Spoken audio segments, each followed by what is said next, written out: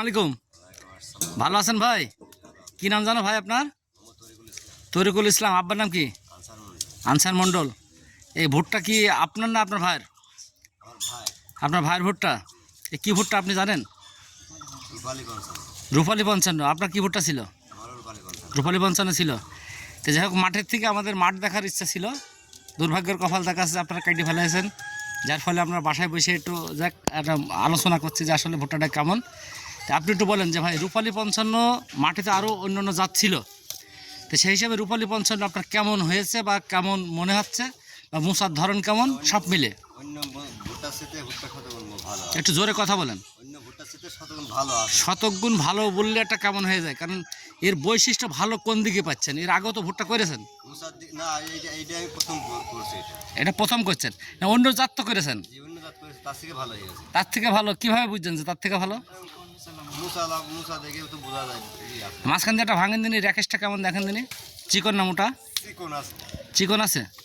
তো আপনি আশা করছেন যে 33 শতকে 1 বিঘা জমিতে কতটুকু ফলন হতে পারে আপনাদের আইডিয়া?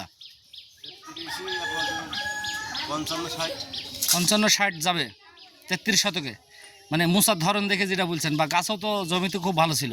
আচ্ছা, আর একটা কথা যদি বলি ভাই, এই জার্মিশনের কোনো প্রবলেম ছিল কিনা? কত পার্সেন্ট জার্মিশন ছিল? 95। তো যাই হোক, সব মিলে কি আজকে পর্যন্ত, আজকে আমরা কথা বলছি 8 ফেব্রুয়ারি 2025, জানুয়ারি, হ্যাঁ এপ্রিলের 8 তারিখ আজকে। তো যাই হোক, আমরা এই যে আপনার বাসায় এই যে কথা বলছি, এটা তো আপনার বাসা নাকি? এই যে ভুট্টা কাইটেও তো থিয়েছেন, আমরা দেখতে পাচ্ছি যে ভুট্টার কালারের ব্যাপারটা কি মনে করছেন ভাই?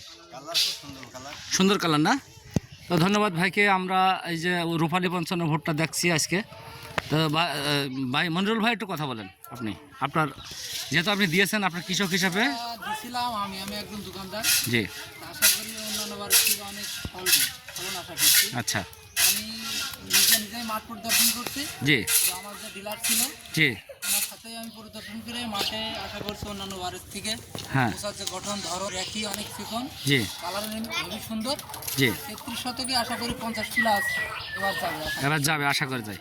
তবে আমি আর একটু যে জিনিসটা বলি, যে আমার হিসাবে 27 রোজার পরের থেকে যে তাপমাত্রাটা আজকে পর্যন্ত বাড়ছে, এটা আছে শুধু আমাদের জাতে না, সব জাতের প্রত্যেকটা জাতের উপরে আসবে।